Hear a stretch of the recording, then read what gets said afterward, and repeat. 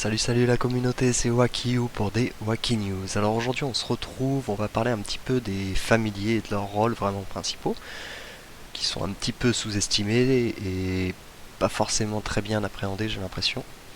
Donc on va en parler rapidement et à la fin je vous ferai un gros détaillé avec un beau diaporama comme ceux qui me suivent depuis le début savent que je suis fan des diaporamas. Du coup Merlin, première compétence, deuxième compétence, ça va être des compétences dites actives. Donc du coup, c'est quand Merlin est en familier principal que ça va marcher. Pareil pour tous les familiers, hein. Ensuite, il y a la compétence de patronage où là, il n'a pas besoin d'être sur le terrain en fait pour pouvoir faire profiter tout simplement son maître de cette compétence. Donc là, ça va être augmente la compétence des dégâts magiques du maître. Donc en gros, ils vont être gris, ensuite ils vont être verts, ensuite qui vont leur débloquer leur deuxième compétence. Ensuite, ils vont être bleus, qui vont leur permettre de patronner du coup les héros et de leur apporter des statistiques. Donc les statistiques seront plus ou moins fortes selon la puissance de votre familier. Forcément, mon Merlin est très fort, donc les bonus sont assez hauts. Et ensuite, une fois qu'il passera en violet, du coup, vous pourrez le patronner et il amènera en plus des compétences à vos héros. Donc Merlin, ça va être principalement à utiliser sur des teams mages. Moi, je sais que je l'utilise beaucoup étant donné que je joue les twins. Je vais à la rigueur faire des mix. En fait, ce qu'il y a de bien avec Merlin, c'est que, par exemple, Krista manque de pénétration magique. Donc je sais que si par exemple j'ai un adversaire où je vais avoir besoin de sauvegarder Lars, et donc je vais mettre Axel sur Lars pour pouvoir lui permettre de prendre moins de dégâts, et je vais pouvoir quand même favoriser les dégâts de Krista qui est beaucoup plus résistante grâce à Merlin. Donc Merlin principalement sur les teams mages. Ensuite on a Biscuit qui va être pas mal utilisé contre les teams heal qui sont souvent utilisés en défense. Euh, des fois vous tombez sur des teams, que ce soit en guerre de guild ou en arène, où ils sont vraiment full soin les adversaires et donc ils vous font time out tout simplement. Et Biscuit il permet un petit peu d'éviter ça grâce à la tempête de glace. Du coup il va réduire les soins que se prodiguent eux-mêmes les héros pendant quelques secondes. Ensuite il va ralentir le héros. Et ensuite, il va mettre la compétence de patronage reste cool, où les attaques du propriétaire réalisent les soins reçus par l'ennemi pendant 5 secondes. Donc ça va quand même être un familier si on l'utilise en patron et qu'on veut utiliser cette troisième compétence à utiliser avec un héros qui met des dégâts de zone. Moi je sais que je l'utilise pas mal mine de rien avec Krista, même si c'est pas le plus intéressant, mais vu qu'il y a quand même un bonus d'attaque magique et d'armure qui s'applique, c'est pas non plus négligeable. Et vu qu'elle fait des dégâts de zone quand Lars, enfin surtout quand Lars envoie tout le monde, elle envoie des dégâts de zone et à partir de là du coup elle ralentit vraiment les soins de tout le monde et sur une team heal ça fait vraiment très mal.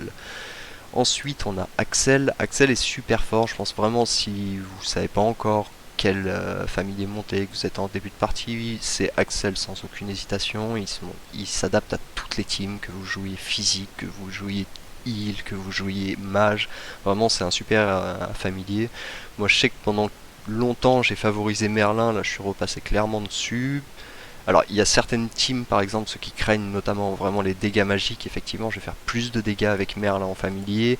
Par contre, par exemple, contre les teams Isaac, j'ai de bien meilleurs résultats avec mes twins en utilisant Axel. Je peux même vous le prouver, parce qu'aujourd'hui, on a pris la première place comme ça justement sur une team voilà où il y a un Isaac et du coup j'ai mis Axel ici, j'ai gardé Lars parce que la team était plutôt heal, il n'y a que Dante justement qui met des dégâts comme j'expliquais tout à l'heure, donc du coup je préfère mettre Biscuit sur Krista pour favoriser le heal. Et je crois que Jason c'est la même chose, hein, c'est une team Isaac aussi, voilà, donc là exactement pareil, sauf que ouais non c'est exactement la même chose. Ouais ça il a que Kera pour mettre des dégâts, donc du coup j'ai favorisé aussi la pénétration magique et l'attaque magique de Merlin sur Lars. Du coup, pour en revenir à notre sujet, donc Axel est super utilisé et pas mal. Bon, après, Biscuit est un peu un contre à Axel, hein, forcément, puisque Axel favorise les soins, va du coup appliquer un bouclier qui répartit les dégâts physiques et magiques entre tous les héros proportionnels à leur santé, donc ça c'est super fort. Axel fait pousser une algue sous l'allié ayant la santé la plus faible et du coup la régène un petit peu. Sur ses compétences de patronage, il apporte de l'attaque magique et de l'armure. Et en plus, Blue Protector, c'est ça qui est super important. Et moi, c'est pour ça que je l'utilise beaucoup sur Lars quand j'ai Kark Yasmine, ce genre de choses, Axel protège le propriétaire des attaques puissantes, les dégâts ne peuvent pas excéder 55% de la santé maximale d'un héros. Et donc du coup, ça le rend beaucoup plus résistant, il va pouvoir mettre 2 à 3 héros power au lieu de même pas pouvoir en mettre un de temps en temps, donc du coup très très utile. En plus il se patronne sur beaucoup de héros, donc vous pouvez... c'est une pièce en tout cas sur laquelle vous pouvez miser si vous savez pas encore exactement vers quoi vous orienter, il est super adapté. Albus, alors contre des teams héros, je trouve pas qu'il soit exceptionnel, étant donné que voilà, Albus attaque sous l'ennemi ayant la santé la plus élevée, lui infligeant des dégâts purs. Souvent, l'ennemi qui a la santé la plus élevée, c'est le tank. C'est pas forcément les tanks qui nous mettent du dégât. Nous, on veut plutôt shooter ceux qu'il y a derrière, parce que c'est souvent là que sont les attaquants. Et donc, du coup, Albus, par contre, va être indispensable contre les boss, parce que les boss, effectivement, quand il fait une attaque très puissante, mais du coup sur un boss, vu qu'il n'y a que un ennemi, bah, forcément c'est très très efficace. Donc du coup il va infliger des dégâts purs, grâce à la concentration il va pouvoir booster un petit peu tout cela. Ensuite il va augmenter l'attaque magique et l'attaque physique, donc il est quand même assez apte pour tous ceux qui mettent des dégâts purs. Parce que je sais que voilà, par exemple, Heidi en met, Yasmine ça peut être pas mal dessus aussi, Ju, je sais qu'il est très efficace. Donc voilà, c'est pas mal du tout à utiliser si vous l'utilisez sur des teams physiques, mais pour moi c'est pas vraiment le familier à monter principalement, mais après pourquoi pas. Et pour les boss en tout cas par contre il est indispensable, hein. Moi je sais que l'Outre-Terre j'ai beaucoup avancé grâce à Albus. Alors, autour d'Oliver, du coup qui est très contrôle justement, on va souvent le mettre sur des tanks, en général c'est là qu'il est utilisé, on peut aussi le mettre sur des contrôles, il me semble qu'on peut le mettre sur Sébastien, sur Jorgen, voilà, histoire de leur donner un petit peu plus de vie, sur Isaac, au cas où ils tiennent pas assez le coup. Justement, moi je pense que mes adversaires, s'ils mettaient un peu plus Oliver sur Isaac, j'aurais un peu plus de problèmes à les tomber, mais bon, tant qu'ils le font pas, tant mieux pour moi. Du coup, il va protéger, il va créer une barrière en fait qui restaure leur santé dès qu'ils subissent des dégâts physiques. Ensuite, il soigne le héros à la santé la plus basse et en compétence de patronage, le maître se soigne si la santé descend en dessous de 50%. Donc c'est très important en plus pour le tank étant donné qu'en général il bouffe pas mal de dégâts. Dès que sa santé redescend en dessous de 50%, il reprend du heal même si Oliver n'est pas sur le terrain. Donc c'est pas mal. Oliver se met sur pas mal de héros. Pour moi, il est, je sais pas, je dirais pas qu'il est indispensable, mais je pense que il est très important. Dans tous les cas, si vous décidez de monter des héros, ça je mets le point tout de suite, hein, c'est monter-les tout de suite en violet, ça sert à rien de les amener en bleu pour avoir juste un petit bonus, il faut vraiment pouvoir profiter des 3 bonus tout simplement. Même si c'est par exemple Oliver, on voit que je l'ai amené juste violet, mais c'était juste voilà pour profiter un petit peu de ce bonus là. Mara que j'utilise enfin pas du tout hein, comme on peut le voir, qui est surtout utilisé en fait pour les manipulations du coup, parce qu'elle va du coup inflige des dégâts magiques à tous les ennemis. Si les ennemis subissent alors des effets d'aveuglement, d'étourdissement, de silence, de charme, ces dégâts sont triplés. Donc charme, liane, on peut avoir, je sais plus exactement sur qui elle se patronne, sur Isaac par exemple qui peut créer des silences. Enfin elle peut être pas mal, effectivement, je sais que j'ai vu des adversaires l'utiliser sur Lars, effectivement en attaque magique, défense magique en bonus, donc contre une team mage ça peut être pas mal. Après pour moi il est clairement pas à favoriser, on le voit très peu dans la méta, c'est pas pour rien. Mais bon, après si vous avez toujours, si vous avez tous boosté, pourquoi pas. Cain, alors qu'il va booster énormément l'esquive. Je pense que ça va être ouais, ça, Aurore, Yasmine, Nebula, Dante, vraiment très important pour ces héros. Moi je sais que je l'ai pas monté là comme on peut voir, enfin je l'avais jamais monté jusque là, je suis en train en ce moment parce que je vais la mettre, je remets un petit peu mon Excel à jour avant, j'aimerais le mettre à 130, 140 000 quand même, histoire que qu'il puisse vraiment mettre un bon bonus de défense à mon Lars. Et donc en fait donc Croc de la nuit, voilà, dès qu'un allié réalise une esquive, donc si vous avez beaucoup d'esquives dans votre team, ça va booster énormément son boost en fait, parce que ça, voilà, ça libère, cette compétence libère toutes les charges sur l'ennemi. Voilà, en fait, ça la charge dès qu'un allié réalise une esquive, tout simplement. Ensuite, on a la compétence passive qui augmente l'esquive de toute l'équipe de manière générale. Et ensuite, on a la compétence bonus, du coup, qui va le maître gagne de l'énergie bonus à chaque esquive réussie. Donc par exemple sur un héros comme Dante, à chaque fois qu'il va rentrer une esquive, il va pouvoir caler plus de héros power et donc ça va le rendre presque surpuissant en fait tout simplement. Fenris qui est très peu utilisé aussi, attaque magique, pénétration d'armure pour les statistiques bonus apportées.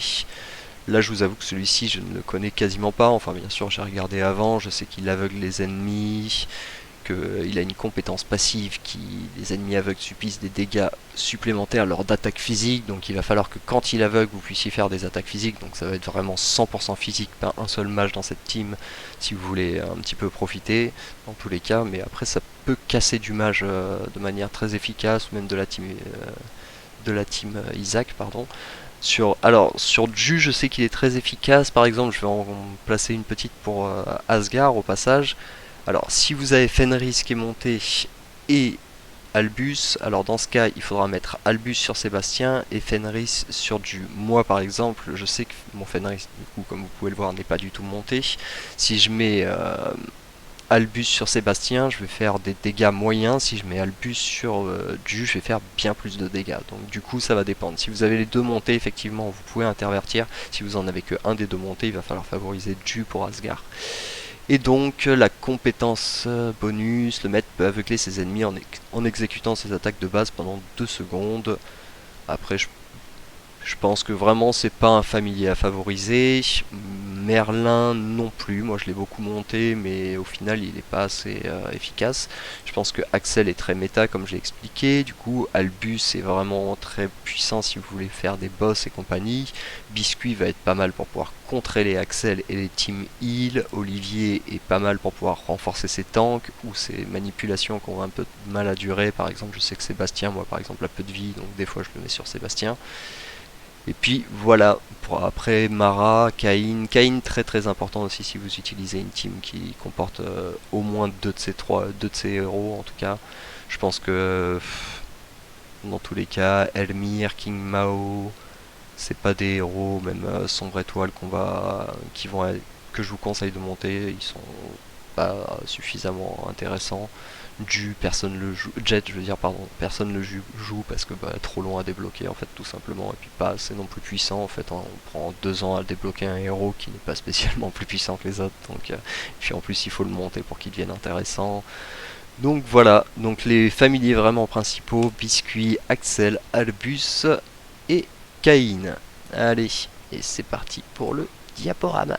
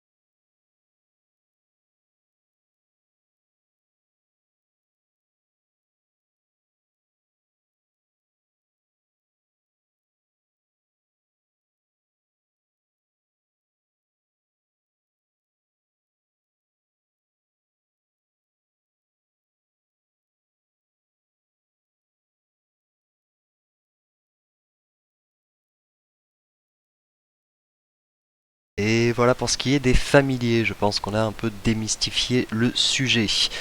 Pour ce qui est d'Isaac, très prochainement, on nous a annoncé une superbe mise à jour, du coup, qui va rajouter un skin à Isaac. Alors, attention, Isaac est dans 90% des compos. Isaac est, je vais peut-être un peu exagérer, mais est cheat. Donc, il rajoute un skin qui va lui apporter de la défense magique. Faites très très attention à voir, on va faire des tests, en tout cas de notre côté, moi je vous tiendrai bien informé. Il faut savoir que Isaac va vraiment pouvoir booster son deuxième talent grâce aux dégâts magiques subis. Donc en fait, si il gagne un skin en défense magique, alors du coup, il devient peut-être bien moins efficace. Donc du coup, on aura affaire à un cas effectivement un petit peu magistral, où on nous proposerait de payer pour réduire la puissance d'un héros, mais a priori, vraiment, on a beaucoup de doutes, je vous avoue, on en discute beaucoup et on n'est pas les seuls a priori à avoir repéré qu'il y a un petit détail qui colle pas, et ils se sont peut-être dit, bon, ils ont tous Isaac, il y a beaucoup de joueurs qui se plaignent, on va lui mettre un skin comme ça, ils vont avoir l'impression qu'ils vont être boostés alors qu'en fait il va perdre en pouvoir. Donc à voir, on va confirmer dans les prochains jours, dans tous les cas on aura très vite la réponse, mais faites attention, ne le montez pas bêtement, tête baissée en vous disant super, mon Isaac est super fort, il sera encore plus fort, c'est peut-être pas le cas, donc il va falloir d'abord regarder pas mal, je pense que dans tous les cas il va y avoir pas mal de youtubeurs qui vont vous tenir au courant, que ce soit quelle que soit votre nation. Voilà, écoutez, dans tous les cas, je vous souhaite une très bonne journée, un bon jeu à tous, et puis n'hésitez pas à lâcher un petit pouce si ça vous a plu. Allez, ciao ciao.